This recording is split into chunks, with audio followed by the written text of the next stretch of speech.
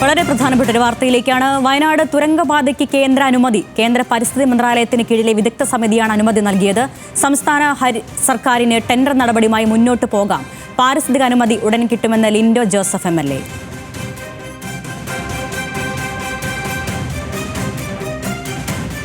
വീണ്ടും expert appraisal കമ്മിറ്റിയുടെ യോഗം ചേരുകയും ആ യോഗത്തിന്റെ ഭാഗമായി നമ്മൾ കൊടുത്ത അധിക വിവരങ്ങൾ പരിഗണിച്ച് നമ്മുടെ തുരങ്കപാതയ്ക്ക് റെക്കമെൻഡേഷൻ അവർ നൽകുകയും ചെയ്തിരിക്കുന്ന സന്തോഷ വാർത്തയാണ് നിങ്ങളെ ഏവരെയും എനിക്ക് അറിയിക്കാനുള്ളത്.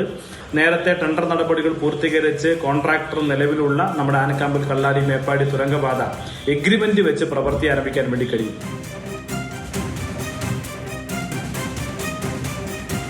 വിവരങ്ങളുമായി ഡൽഹിയിൽ നിന്ന് ശരത്ലാലും വയനാട്ടിൽ നിന്ന് രതീഷ് വാസുദേവനും ചേരുന്നു. ആദ്യം ശരത്ലാലിലേക്കാണ്. ശരത്ത്, വളരെ സന്തോഷം, പ്രത്യേകിച്ച് വയനാട്ടുകാർക്കും കേരളത്തിനുൾപ്പെടെ വലിയ സന്തോഷം തരുന്ന ഒരു വാർത്തയാണ് ഈ അനുമതി എന്ന് പറയുന്നത്. ഇതിന്റെ വിജ്ഞാപനം ഉടൻ പ്രതീക്ഷിക്കാമോ?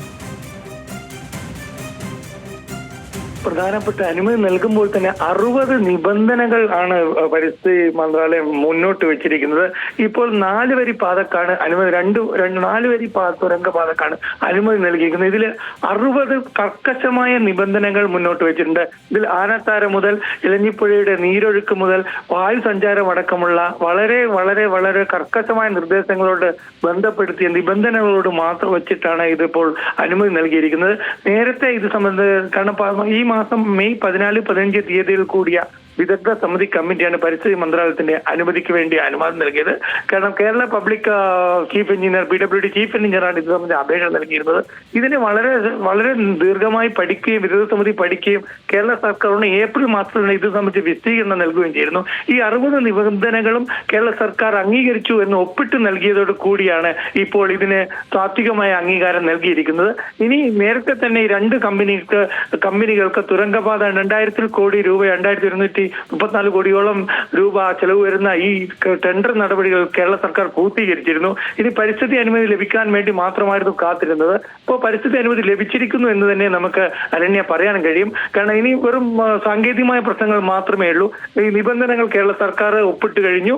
ഇനി കേന്ദ്രം ഇത് അംഗീകരിച്ചുകൊണ്ട് കേന്ദ്ര സർക്കാർ പരിസ്ഥിതി മന്ത്രാലയം നോട്ടിഫിക്കേഷൻ ഇറക്കിയാൽ മാത്രം മതി. അപ്പോൾ തന്നെ തുരങ്കപാതയുടെ നിർമ്മാണം തുടങ്ങാൻ കഴിയും എന്നുള്ളതാണ് വളരെ പ്രധാനപ്പെട്ട കാര്യം.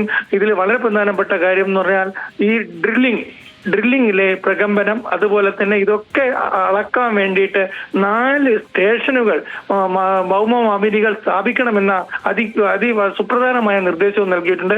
കാരണം ഭൂമിക്കിടയിലെ ഉരുൾപൊട്ടലടക്കമുള്ള സാധ്യതകൾ തിരിച്ചറിയാൻ വേണ്ടിയാണ് ഈ ഭൂമാമിനികൾ സ്ഥാപിക്കുന്നത്. ഇങ്ങനെ 60 വളരെ വിദഗ്ധമായ 60 കർക്കശമായ ഉപാധികൾ വെച്ചാണ് ഇപ്പോൾ അനുമതി നൽകിയിരിക്കുന്നത്. അരണ്യ. ശരത്ലാലാണ് ഡൽഹിയിൽ നിന്നും വിവരങ്ങൾ നൽകിക്കൊണ്ടിരിക്കുന്നത്. വയനാട്ടിൽ നിന്നും രതീഷ് വാസുദേവന് കൂടി ചേരുന്നു. രതീഷ്, ഇപ്പോൾ ഈ വാർത്തയുമായി ബന്ധപ്പെട്ട സാങ്കേതിക നടപടിക്രമങ്ങളെക്കുറിച്ച് അത് ഏത് ഘട്ടത്തിൽ എത്തി നിൽക്കുന്നു എന്നാണ് ശരത്ലാൽ ഡൽഹിയിൽ നിന്ന് വിവരങ്ങൾ പങ്കുവച്ചത്.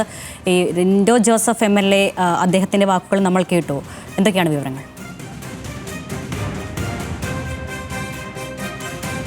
അരണ്യ, തീർച്ചയായും വളരെ പ്രധാനപ്പെട്ട ഒരു വിവരമാണ്. കാരണം സംസ്ഥാന സർക്കാരിന് തന്നെ വളരെ അഭിമാനമായ ഒരു നേട്ടമായിട്ടാണ് ഈ തുരങ്കപാത പദ്ധതി മുന്നോട്ട് വെച്ചത്. അതിന് പാരിസ്ഥിതിക അനുമതി ലഭിക്കുന്നതിന്റെ അവസാന ഘട്ടത്തിലെത്തിയിരിക്കുന്നു. ഇനി അതിന്റെ നോട്ടിഫിക്കേഷൻ മാത്രം പുറത്തിറങ്ങിയാൽ മതി എന്നുള്ള സാഹചര്യമാണ് നിലവിലുള്ളത്. പക്ഷേ നേരത്തെ ശരത്ലാൽ സൂചിപ്പിച്ചതുപോലെ കർശനമായ നിബന്ധനകളാണ് ഇതിലുള്ളത്. പാരിസ്ഥിതികമായ നിബന്ധനകൾക്ക് പുറമെ നിർമ്മാണ ഘട്ടങ്ങളിലെ വലിയ ജാഗ്രത, വലിയ നിർദ്ദേശങ്ങൾ നൽകിയിട്ടുണ്ട്. കാരണം നേരത്തെ പറഞ്ഞു, ഇതിന്റെ ഈ ഡ്രില്ലിങ്ങിനുള്ള പ്രഷർ സമയത്തുള്ള അത് പരിശോധിക്കാനുള്ള പ്രത്യേക പ്രഷർ സ്റ്റേഷനുകൾ, അത് പരിശോധിക്കാനുള്ള മാപനികൾ തയ്യാറാക്കാനുള്ള പ്രത്യേക സ്റ്റേഷനുകൾ 4-ലധികം സ്റ്റേഷനുകൾ സ്ഥാപിക്കണമെന്നാണ് നിർദ്ദേശിച്ചിട്ടുള്ളത്. മാത്രവുമല്ല ഈ പാരിസ്ഥിതികമായ പ്രശ്നം, ബാണാസുര ചിലപ്പൻ പോലുള്ള ചില അപൂർവ ഇനം വംശനാശ ഭീഷണി നേരിടുന്ന പക്ഷികളോട് ഉൾപ്പെടെ അവയെ എങ്ങനെ കൈകാര്യം ചെയ്യും, അതിന് ഏതൊക്കെ തരത്തിലുള്ള നിബന്ധനകൾ ഈ 60 ഇനങ്ങളിൽ പറഞ്ഞിട്ടുള്ള നടപടിക്രമങ്ങൾ പൂർത്തിയാക്കേണ്ടതുണ്ട്. ആനത്താരകളുണ്ട് ഇത് സംബന്ധിച്ചും വ്യക്തമായ നിർദ്ദേശങ്ങൾ നൽകിയിട്ടുണ്ട്.